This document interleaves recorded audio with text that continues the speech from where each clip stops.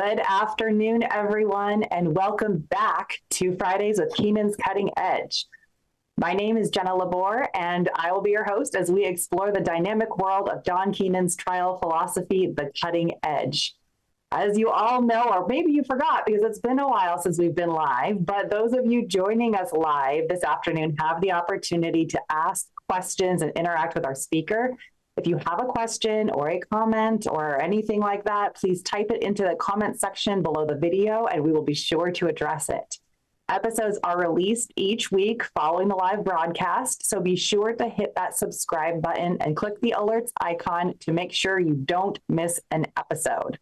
And below today, we have Gregg Luther with us to talk about bad faith litigation. Well, insurance bad faith litigation. I don't know if there's other bad faith litigation other than insurance bad faith litigation as it applies to us, but that's what we're going to be talking about today. This is a powerful tool that we can use to help our clients and to hold insurance companies accountable. I find if an insurer knows about bad faith and you just so much as hint at it, they get back on track real quick. So I know it's a tool that some of us have and others don't, and it varies throughout jurisdictions. If anyone is going to know about what your jurisdiction has as far as this goes, it's going to be the professor, Gregg Luther.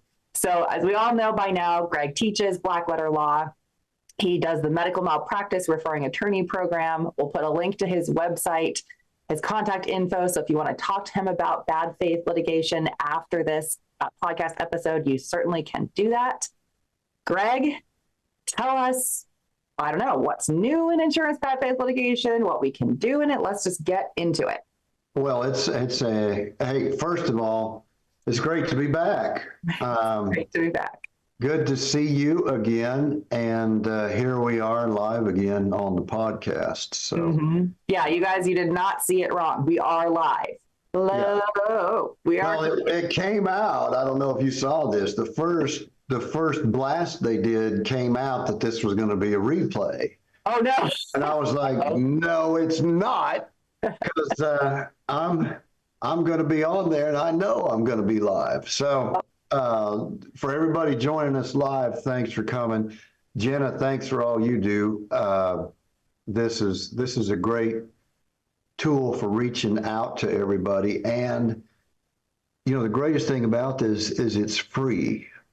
It's free, and we try to give value-packed content here. So, you know, it's the great thing about, you know, Keenan Trial Institute is that Don shares a lot of this stuff for free because his main mission is to help. It's to help lawyers do their jobs well, and that's why we're here today. Bad faith law, insurance bad faith law is... You're right. It's venue dependent on where you are. But I'll tell you this, we wanted to get out in front of this because you know what DRI is doing at the end of the month? They're doing, you know, how emerging trends in bad faith, insurance bad faith. So they're you know, coming up with new ways to try and stop our clients from getting what they deserve. And we want to be out in front of it. So here we are. So the topic today that I picked is the top 3 mistakes that we make in bad faith cases, or just in working up a claim, you know, and then the mistake that we make so it's not a good case for bad faith. And I'm going to have to I got to give credit where credit is due. I know, Jenna, you know my wife, Diane. A lot of people know Diane. Diane recently retired from the insurance industry, but she, in addition to, you know, working and teaching in that industry and adjusting claims, she, for more than 2 decades, worked as an expert witness in bad faith claims handling. So insurance claims handling.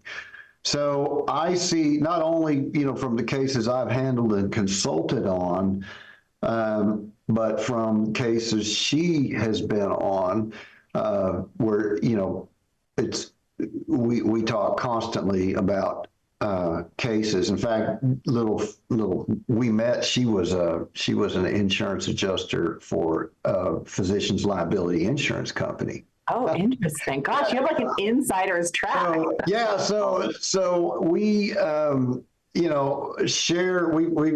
shared everything as far as, our professional lives, our whole careers, and our whole marriage. So much of what I'm able to provide is not just from, the lawyer's standpoint, but from her standpoint of working as an expert witness on both the defense and the plaintiff side, and finding out the problem. So, I'm using that information, that deep well of information as well that she provides. Now, you hit the nail on the head. What's the number one mistake that we make as plaintiffs' lawyers? We don't know the law. Mm-hmm. We don't know the law. Listen, do yourselves a favor. With the search engines we have now for legal research, you can search all your state Supreme Court cases in bad faith, insurance bad faith. You can research them all and read them in an afternoon or a day. There's just not, there's not that many. This hasn't been around that long. And so you can get all the law in maybe read and summarized so that you know it in a day, maybe half a day. And then there's statutes that apply, which is where insurance companies get by with heinous crimes at times, like, does this exclusion apply here? Are they allowed to do a step down here? Is this a resident relative of the household of the named insured, and does that negate a step down? Those kind of things. You got to know that stuff. I mean, you got to know it, you got to know it, you got to know it. So read your statute books as well. Now, good thing for most of us, most every state has adopted some form of the Uniform Unfair Claims Settlement Practices Act or the Fair Insurance Practices, whatever they've decided to codify. Most every state, and you need to know that as well. And in the statutes, we all know what's behind the statutes. Annotated statutes are all the cases. So just go there and you'll find a majority of those things. But you've got to know that stuff. The days. If you're going to be certainly working the Keenan Edge template for prosecuting cases, you got to know the law. You got to know the law, and you got to be right on the law. And you got to do it yourself too. Read the cases yourself. Don't just rely on, maybe something that somebody told you. I have found that when even more seasoned lawyers who've been doing stuff for a very, very long time, sometimes they will say, well, this is what you can do because this is what this case says. Or this is what you can't do because this is what this case says. But then when you go read it for yourself, sometimes people forget or they misinterpret. Do it yourself. Get in there and get those cases and read them yourself. Yeah. Well, and to really, jump off on that point, not your associate, not somebody else. Don't get someone else's brief or memorandum or whatever and think that does it for you, because it doesn't. Keep these cases nowadays. We can keep these cases in a folder on our computer, and we can go to them and read them. I've got cases I have highlighted to death because every time I have a new case, I go back and read stuff, and I find stuff that I didn't know was there. I wasn't reading it for that the first time, and now I'm finding new stuff. Mm-hmm. That maybe it's in a footnote, maybe it's in a all kinds of stuff. There's so many things. Does your state law allow for an insurance company to use a comparative or a contrib defense when there's willful reckless? It probably doesn't. So there's so many times, and listen, insurance adjusters are not lawyers. Very few of them know the law like they should. And insurance companies don't do anything to make sure they know the law. Now, there are some insurance adjusters who actually are law school graduates, and some of them, maybe practice law at some time. But they will still, one in particular, and I won't say her name or what company she worked for, but she was responsible for some of the largest bad faith verdicts in a certain state because she thought she knew it all, and and so she made some really big mistakes. She's not with that company anymore. I don't even know if she cost them too much money. Yeah. Stop it, lady.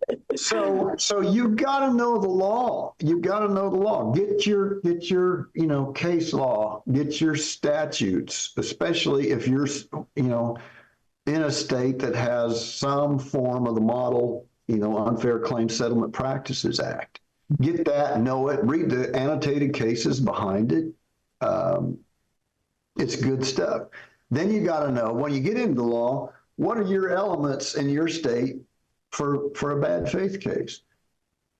So these cases are, you want to talk about parallels with med-mal.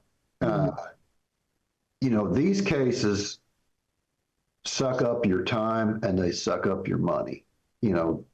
There's nothing, it's not like just working up a car wreck claim and getting that settled. It's not like that at all. And typically you have to have all your experts hired, all the work done, and have a fuse burning down on a trial date before they even want to talk settlement.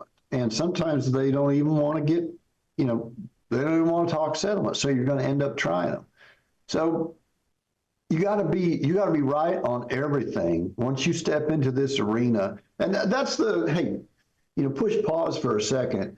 The thing I'm most proudest of being part of Keenan Law Firm is we have, in the referring lawyer program, we take lawyers who have, maybe practiced in a certain area, but never stepped off into something like med-mal or, employment or these, arenas that require a specialized knowledge and a bunch of time and a bunch of money. And we take lawyers that have no experience and help them and their clients to, the largest payday of the lawyer's career, without ever having, prosecuted a case like this before, because, the great thing about the consult program is that we are with them every step of the way, but of the lawyers back home, on the curbside of things, they're getting all the credit amongst their colleagues and everything else, which, it's so rewarding, and the client's just elated with them. So, that's the beauty of being able to do this.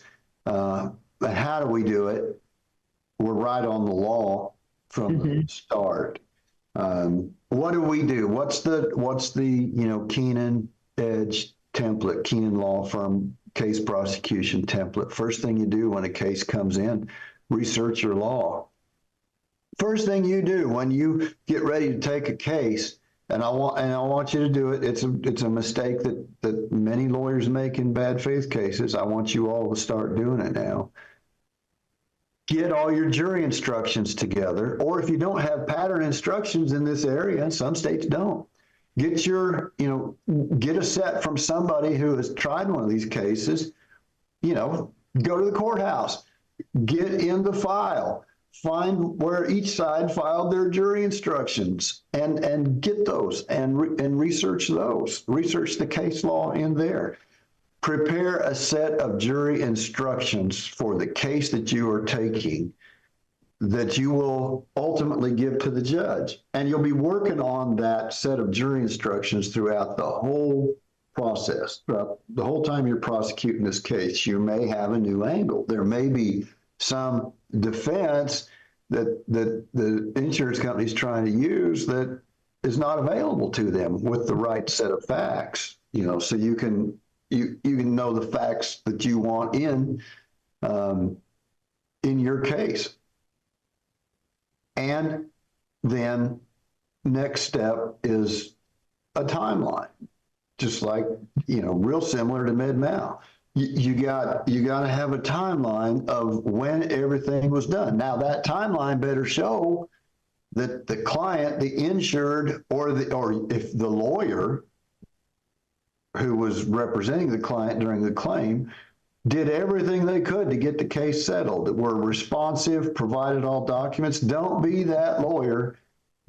So many cases that we look at are not good, bad faith cases because the lawyer that was representing the claimant, the insured, did a terrible job, was unresponsive, didn't provide the documents requested. And I'm going to get into that a little bit because the insurance adjuster has a job to do.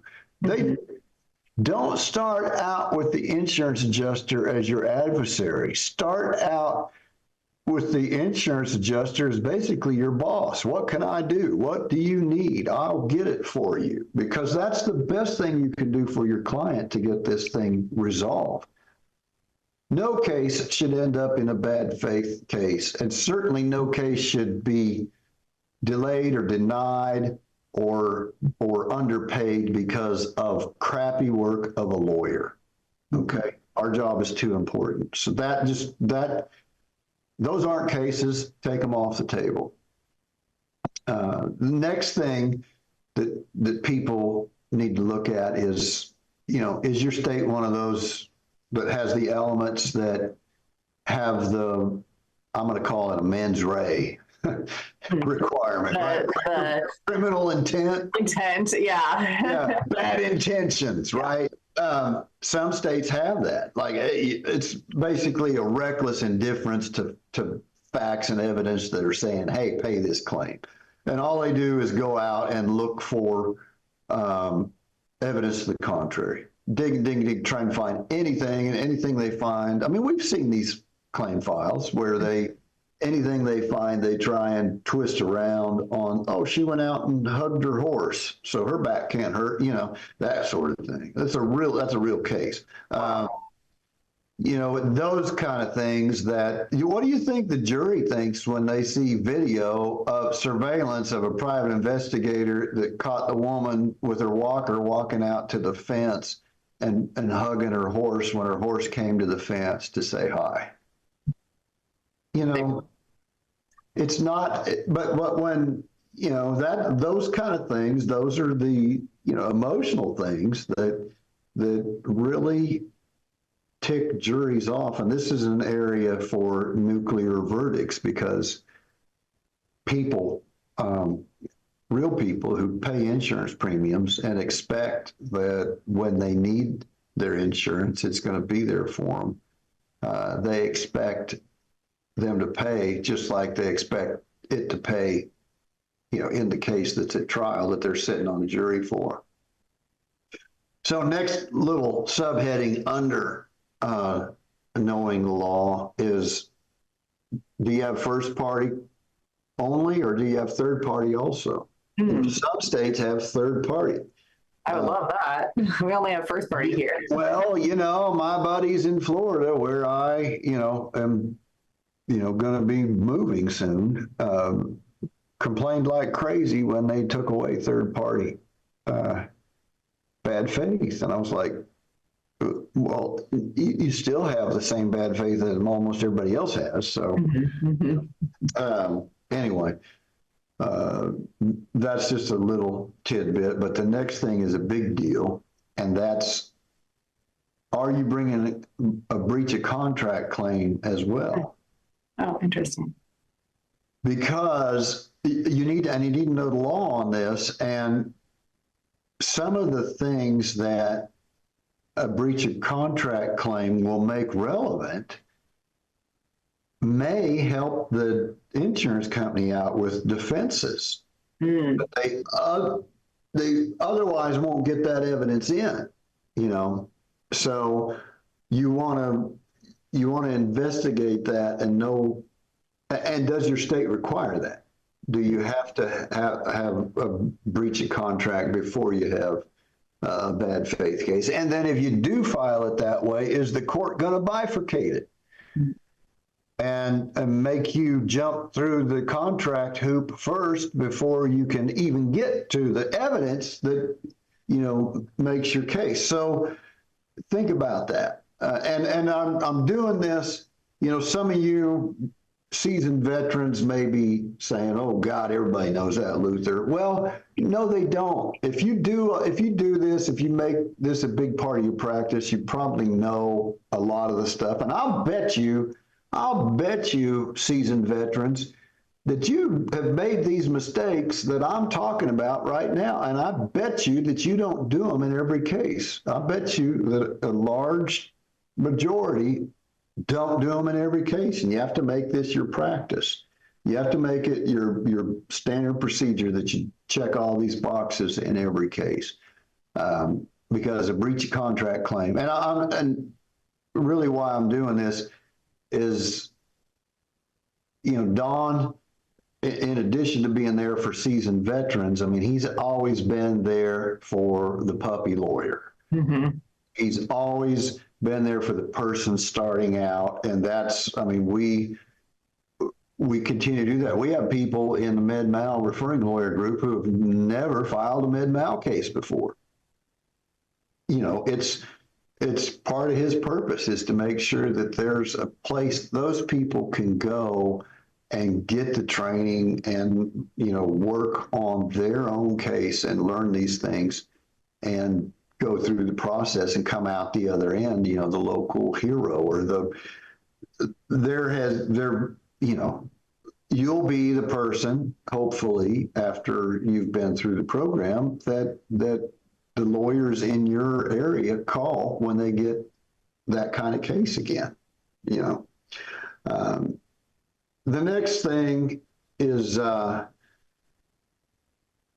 what area are you getting into? Okay, is it a property and casualty claim?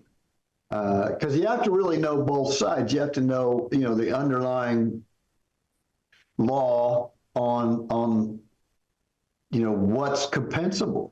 Because what's an insurance company supposed to do? I mean, the contract's supposed to pay for a covered loss,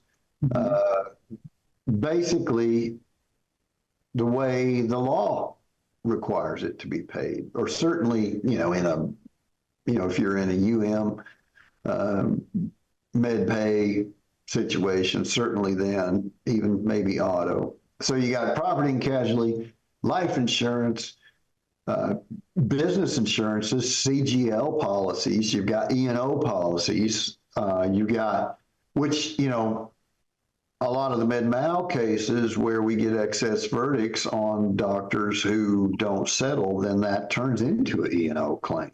You know?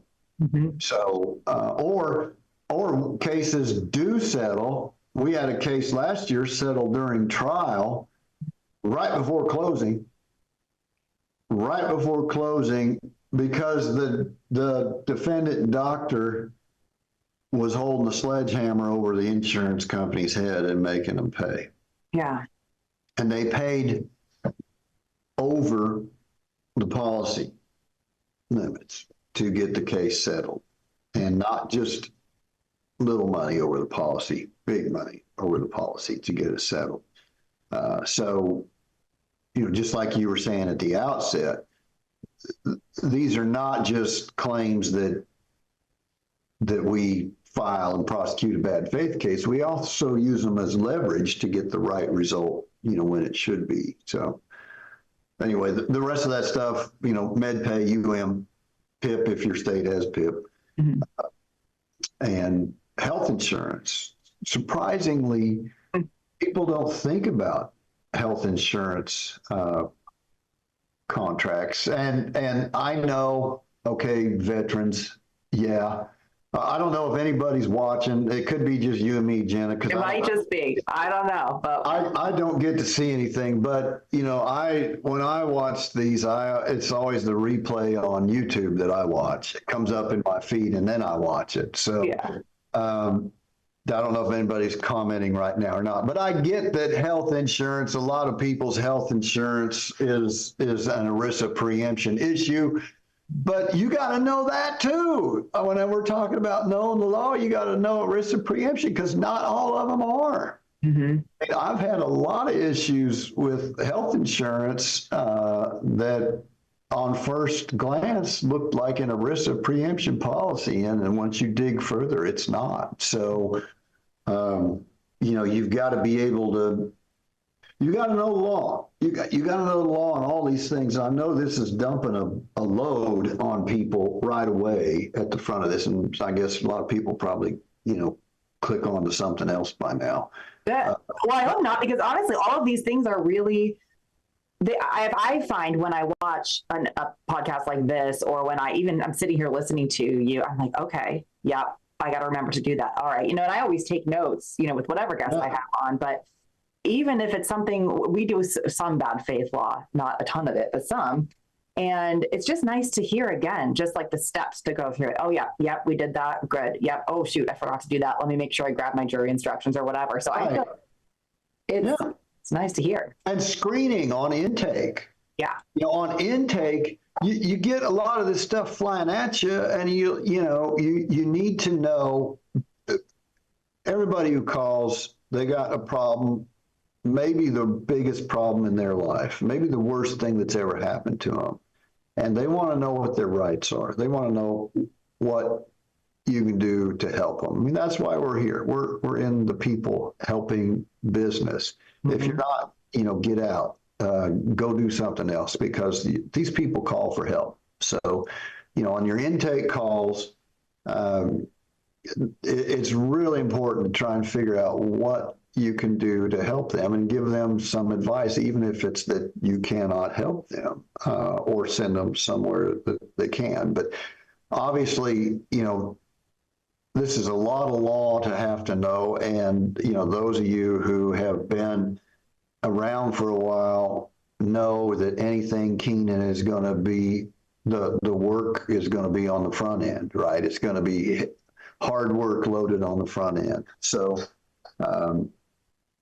anyway, I hope this is helping somebody, and I can't, I'm trying to stop and, you know, make the points that I know the seasoned veterans are going to be raising, but I can't hit everyone because we're already at half an hour. So, and I'm not even halfway through. So, oh my. Let me keep moving here. Reason number two, okay. Mistake number two that we make. And this is not law, okay? So all you that stuck your fingers in your ears because you're sick and tired of hearing about law, this is not law. Lawyers don't know the claims process. So let me give it to you. Let me give you the steps of the claims process. The first one is communication. You know, it's like we do, intake. Get to know your claimant. What are the coverages? What policies did they buy? What endorsements were on those policies? That sort of thing. And then communicate. The first thing they have to do is communicate the coverages to their insured. This is a customer of their company. These are, you know, good hands, good neighbors, whatever they claim to be, you know, or just maybe funny people now, you know, on commercials on TV. I don't understand that, but they all seem to want to be silly and have silly commercials now. Or they want to save you money, you know, but anyway, there's some of the, next to, you know, maybe the pharmaceutical industry, the insurance industry is one of the biggest advertisers out there. Definitely. And they're spending tons of money on it. Well, they're trying to reach all these people. These are customers. Think of all the policy holders that they have that are paying premium. And if you're late on a premium or need a little bit extra time, is the insurance company understanding and good neighborly and good handsy? No, they're not. Cancellation notice immediately. Yeah. I mean, that's the communication that they give you. So people are sick and tired of that, But anyway, the insurance company, usually through the adjuster assigned to the claim, has to communicate with you. You know how it is now. I mean, it's text message and email mostly. It's hardly ever do you get a written anything. But what should be the parts of that communication? It should be the coverages that you have. They should be able to tell you real quickly if your claim is covered or not, or what the coverages are and what the endorsements are. Which take away coverage. Insurance starts out with, the coverage that it provides and then starts taking it away. They have the blanket policy and then they take away certain things. Typically that's what an endorsement is, although not always. They should also communicate the claims process, what that's going to be, and set expectations. Those kind of things. Our investigations should take how long, we're going to have these steps, we need these things from you. And then, the communication should continue through throughout the life of the claim. There shouldn't be long pauses. There should be constant communication both ways, two ways, Now, what the next step is the big one that all lawyers know. That's the investigation. The investigation of the claim. But that adjuster has a job. They're going to lose their job. They need their jobs. And this is, to draw an analogy to the hospital, to the med-mal arena again. Just like the nurses aren't bad people, they're usually caring people to get overworked and underpaid and understocked and understaffed and made to do things that they wouldn't do if it were their family, basically. Adjusters are much the same.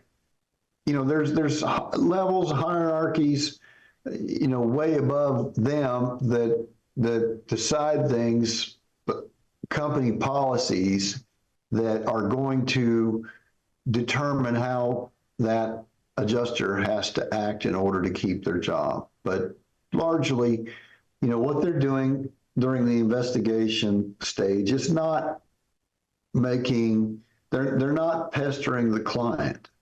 They're not pestering your potential client or your client if you're handling the claim form. They're trying to gather evidence to do their job. They must verify. They must get the evidence and verify. Sometimes it's nothing. Sometimes it's just medical records. But we all know the lawyers that send in the crash report, collision report, and the medical records and bills, and expect to check the next week. We all that the adjuster can't do their job like that. They need to get statements. They need, depending on, what the company policies are, they have to follow the company policies. You be the adjuster's biggest helper. If you're the lawyer working up this case, you be the adjuster's biggest helper. And if they're stepping out of bounds, if they're trying to take a set off or a step down or something that they can't take because of a certain law that you should know, you tell them, can't do that here. That'll be evidence on the timeline if this thing goes south and they just refuse to pay. But the lawyer, who probably shouldn't be the lawyer prosecuting the bad faith case, should be a witness. That lawyer should be doing everything in their power to get their client's claim paid full value as quickly as possible. And that means helping the adjuster with the investigation, gathering evidence, verifying, all that stuff, getting that done. enough said about that. Everybody knows about the investigation stage. The next stage is evaluation, which is where companies go off the track a lot of times. They look at the evidence they got, and if is their mission to underpay? Is their mission to lowball? Is their mission to do as much cost savings as they can? If so, this is, in their evaluation, that's where they get slanted. That's where they start saying, well, she walked out with her walker and hugged her horse when he came over to the fence, so she's not hurt. That's where things go wrong. So how do you be ready for that? Your pattern jury instructions in most cases or your case law will say, give you all the categories of damages that are compensable, so it's real easy for you to know that stuff. And if they're making a mistake, you provide it to them. That's not, here's what we hear all the time. Oh, the insurance company got set up by this lawyer out to set them up. No, the lawyer tried to keep the insurance, the lawyer tried to enforce their client's rights. That's all they did. They tried to enforce their client's legal rights and contractual rights. That's all you're doing. If the insurance company doesn't want to follow it, if they choose to ignore you or lowball, then that's on them. You didn't set anybody up, so if you know they're doing something wrong, correct them or try to correct them. Those aren't, typically in the nuclear verdict bad faith cases, that's not the case, where the lawyer tried to correct him, or maybe there wasn't even a lawyer involved on the claim. So, and then the final stage is their decision making or determination. They got to decide: are we going to pay it? Are we going to, initiate settlement efforts? Or what are we going to do? How much are we going to offer? Those kind of things. And that's, where they go awry also. Now, in larger claims, a lot of times you see them engage coverage counsel, and sometimes that's where it goes wrong. There's some coverage counsel out there that try to do too much helping of the insurance company. Trying to find ways that they don't have to pay or to pay less and those kind of things, and that's wrong. That's wrong, but that's the world we live in. I mean, we all have seen those things. So that's the claim process. You got to know that to understand what's going on. So when you're communicating with your adjuster, well, how long, is the investigation period over? What did you allow in your evaluation range for, future emotional pain and suffering? Because typically they don't. They just give some number and they don't care about the rest. So anyway. That's really fascinating about the damages portion of it. I think the times that we've had bad faith claims, it's always been just a blanket denial of coverage. And so we've just been working on that. I don't know that it's really interesting to think about a bad faith claim based on valuation of damages, because it's so subjective, right? It seems like, how bad does it have to be for it to be bad faith? It's really interesting. Yeah. Well, there's a lot of cases where they've tried to pay a little or they've lowballed, and those, go read your state Supreme Court cases. And if it's not in there, get a state you borrow from, like California or somewhere, for you, find those cases that talk about that sort of thing, because underpaying a claim is bad faith as well. I mean, that's a violation of the duty to deal in good faith with your insured. We all call it bad faith, but the law actually, a lot of the courts have come around and calling them bad faith cases now. So anyway, we're in the home stretch now. The last final 20 minutes. Yeah. Good. Caught up. Oh, good. Now we're on to part 3, and a lot of people are probably going to be plugging their ears again. Part 3, the number 3 mistakes we make is that we plaintiffs' lawyers, the plaintiffs' bar, are not willing to do the hard work necessary on these kinds of cases. These are labor-intensive, discovery, battle, briefing issues. But where do you start, right? You got to start out with requests for production, that type of thing. So what do you ask for? This is exactly what we do in Med-Mal. What's your first set of requests for production supposed to look like? Well, you want a certified copy of the policy with all the endorsements and all the everything. Certified copy of the entire policy that this client, the insured, had and paid for.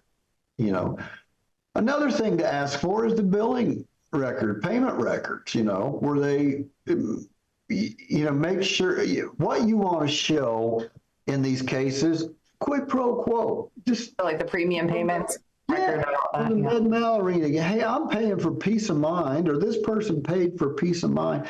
They paid, when the insurance company said, you need to pay us, this person paid monthly, annually, quarterly, whatever, every time for, I don't know how many years, could be 18, 20 years or more, but whatever it is, they paid. You're going to want to have that in your timeline, and this quid pro quo. They're paying. They're doing their job. And the one time that they asked the insurance company, hey, pay me now. I'm paid for this right to have, coverage in case something bad happened. Now pay me. And if the insurance company jerks them through all the knot holes and, doesn't pay or underpays or whatever, that's, violation of quid pro quo. And I know that,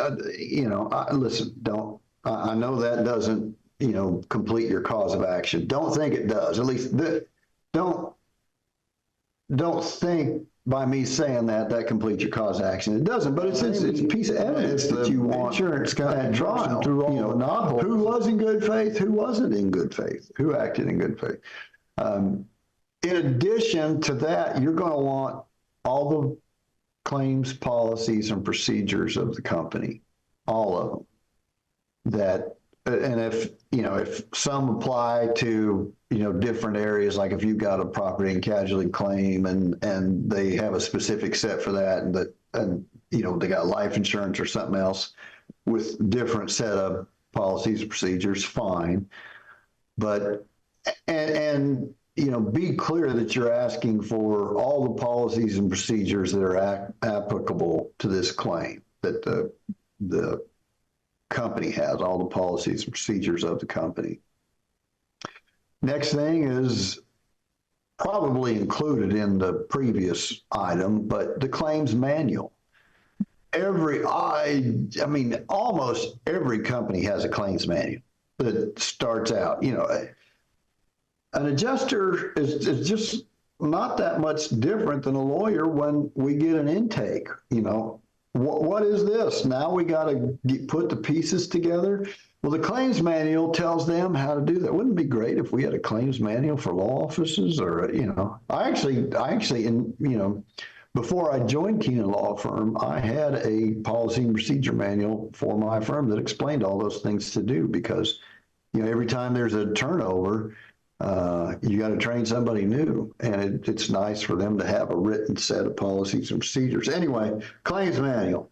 Claims manual is going to be the guideline for the adjuster to follow, and there are a lot of good things in there for us. There's a lot of good things that they should be doing, and if they're not, that's good evidence for us. Mhm. The next thing, obviously, you want to ask for is a complete copy of the claim file. There's going to be a ton of correspondence and everything else in there. Claims manual. Nowadays, the guidelines, those things are adjusted electronically stored. So you want something in native format or something, with an audit trail to see when they went in and made what note, so that you can see when things were updated, what it first said, what it said later, those kinds of things. A lot of times you'll see an adjuster that starts off on the right track, wanting to pay a claim, looking for the evidence, thinking this should be a compensable claim. And then what happens? The supervisor says, no, we're not paying that. Mm-hmm. Shave some money off of that. Mm-hmm. The next thing is you should probably not even do this kind of work if you're not going to request this and do the motion practice battles in order to obtain it. The personnel files of all the insurance companies, employees involved, every one of them. I can't tell you how many times I found in the personnel files the evaluation of that adjuster from the prior year saying you paid out a higher percentage on claims than anyone else in the office. So in order for you, anybody, please rein it in. In order for you to get your bonus next year, your bonus is tied to profitability of the company. And so claim values have to go down for you. Well, how do you do that? I mean, maybe they just get lucky and they get all the little peon small claims, that they assign to them, but that's not the way it happens. I mean, they have to pay a claim what it's worth. And I had a really good case against one of the biggest advertisers that was just that. It was all about how they rake this adjuster over the coals she had to pay less. She had to find a way to pay less if she wanted a bonus. If she doesn't want a bonus, fine. You don't want a good bonus, fine. Just keep paying out more than everybody else. Well, there's no way to do. There's nothing in the claims manual or in policies and procedures that tells them how to do that. Do you think for 1 second that adjusters overpay claims? Can somebody tell me one instance where an adjuster overpaid a claim? Anybody? It doesn't happen. Yeah. It doesn't happen. You're lucky to get them to pay full value. You have to jerk teeth to get them to pay full value. But, on that point, you have to have some good evidence as to why your claim is worth more, And I'll just tell you, having worked with and know a lot of adjusters, they're not bad people. Mm-hmm. It's the system, it's the conglomerate that gets bad because they get all about profits. And that's how these bad faith cases, violation of the duty of dealing in good faith cases come about. So get the personnel files. They probably won't give them to you on first request. You're going to have to go through some meet and confers. You're going to have to, explain to them why you need these things. And of course, you're probably going to have to go to the court and, have a motion to compel to get these things. But you've got to do the work to get them. You got to do the work to get them because that is where your best evidence is going to be. Your best evidence is going to be, the policy, number one. You got to make sure there's coverage. Good Lord, don't get into a battle over whether there's coverage or not without knowing. Don't file that lawsuit. And then the claims manual, claims file, and the Holy Grail is the personnel files. Those are the things you need to be requesting. Those are the things you need to do the discovery battles for to make sure you get them. The next thing is real easy for us to go get. Pattern and practice, of the defendant, of the good neighbor. or the good hands or whatever, their pattern and practice. How many times have they been sued for this kind of stuff? You can go nationwide, really, because they're all nationwide, pretty much. They're on your side nationwide. I just sang it in my head when you said that. Oh, no. Go do the recon on them and get all the dirty things that they've been busted on. And a lot of them have been hit for, huge verdicts, huge amounts of money on stuff. Go get that stuff. Those are your OSIs, okay? Those are your other similar instances that you can use, your expert can use, those kind of things. The next thing you want to have a good library on are the model or the industry guidelines or policies and procedures or textbook. There's a bunch of them. There's a bunch of them. When you see an adjuster and they send you a letter and they've got all these initials after their name, look those things up. Every one of those things that has initials on it, that's an industry organization that has their own publications about how to handle claims. Get those. You're a member of this organization, and there's some of these, there's some of them on the boards and committees that promulgate these things, and that's just drawing the same analogy to healthcare, med-mal lawsuits. Just like ACOG has, all their honchos on their boards.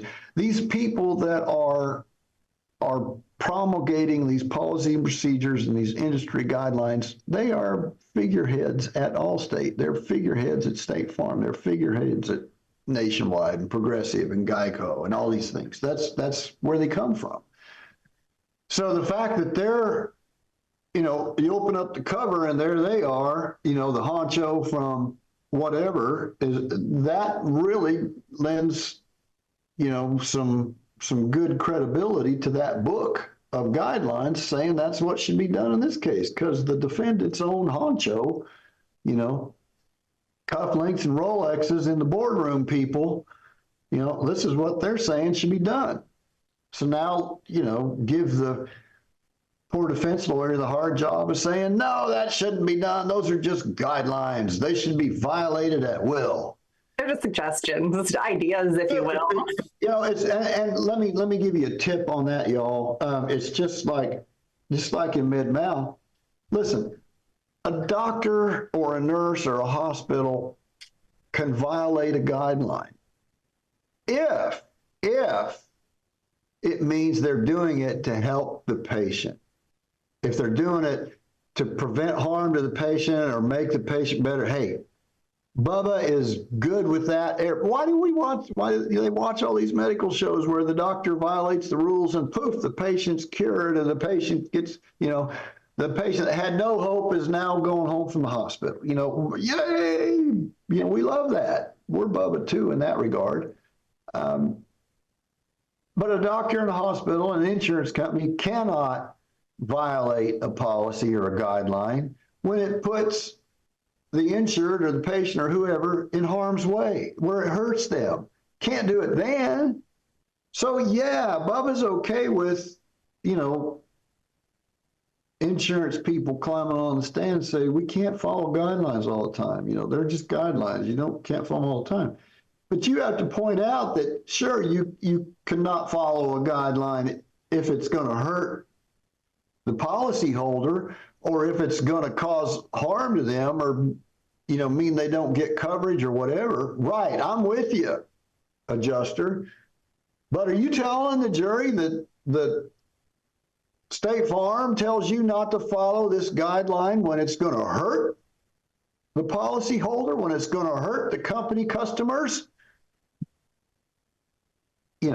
Be sure to make that point.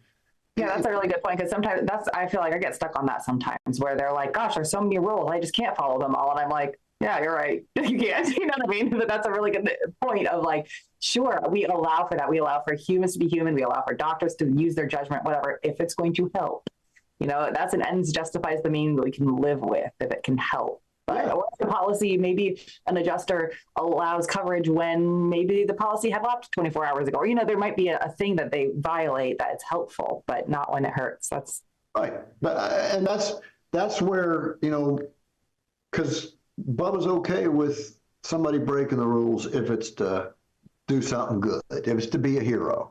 Okay, you're okay there. So I'm nearing the end and I'm about out of time. So the other thing is get your experts involved early. Get your claims handling experts, whatever trades you need, your medical experts, whoever it is, get them involved early on board so that they can guide you along the way. Your claims expert's going to tell you how this claim should have been handled, going to tell you what policies you should have gotten that you didn't, those kind of things. They need to be involved early on. Don't hire them after you've taken all the depositions and the paper discovery's over and deadlines are running. Don't hire them then.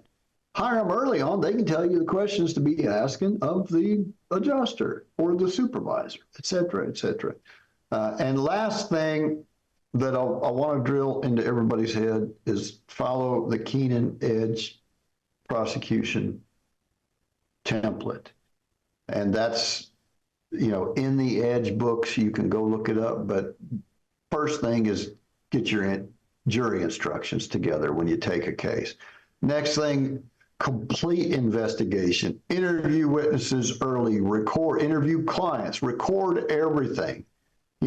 Make sure you have all this stuff. Know your law, do your research, get everything you need, and then tempo. We have the upper hand because we have time to work on these cases before the defense lawyer even knows it's coming. We can get all the work done before we file the case, and then poof, here we are with, as soon as they answer, we've got requests for production, everything else. We want a scheduling order entered. We want to keep moving. I can tell you, I joined Keenan Law Firm before COVID hit. And then we had the COVID shutdown. And we had so many cases damaged because of the delay, because we couldn't continue. Clients died. Clients got worse. Memories faded, all kinds of things. They got desperate and started wanting the settlement. So they get fatigued. They get litigation fatigue and they just want out. They don't want this anymore. And the defense comes up with all kinds of things that, defenses they've created that they've gone out and gathered evidence for. Tempo is our friend, not theirs. And we need to have tempo. We need to prosecute our clients' cases timely and keep them moving. So, okay, I'm done. 1 minute left. So awesome. That's fantastic. Good timing. Well, thank you so much. Do we have any questions? I didn't see any questions come in, folks. We have a couple more seconds if you want to throw any questions out there. I feel like that was super thorough, though. I mean, we just got so much information. I'm sure people were just spending time taking notes. I found the discovery stuff really, really helpful. Like I said, we don't really have too many of these, and it usually used it more as a threat than anything, but to know exactly what to get right out the gate. Yeah. Well, think about that. If you're going to file a bad faith claim against a case that you were involved in the workup on, number one, you need to think about, how am I going to look? So you need to be, acting appropriately beforehand. Number two, think about how it's going to look when you request that claim file.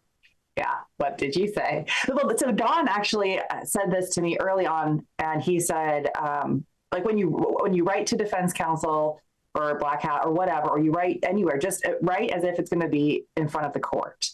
Exhibit A, Exhibit B. Yeah, every correspondence is that way. And so it has to be tempered with, why are you doing this? You're doing this to help your client.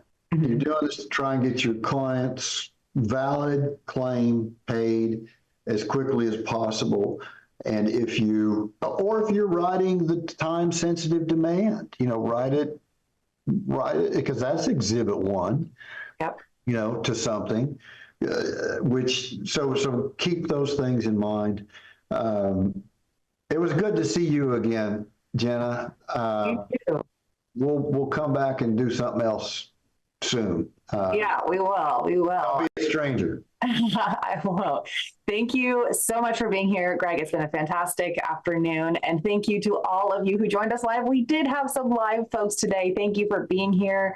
If you liked the episode, please click the thumbs up to feed that YouTube algorithm. Let them know that the content is interesting and helpful to you. Don't forget to subscribe and sign up for alerts so you don't miss an episode. We are going to be scheduling more live speakers here in the coming weeks and months. So keep an eye out for when we are live and you can hop on and benefit from the opportunity to interact with the speaker.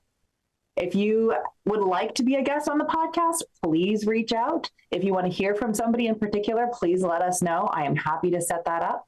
So just reach out, let us know, and thank you for being here. Have a wonderful weekend, and I will see you next time.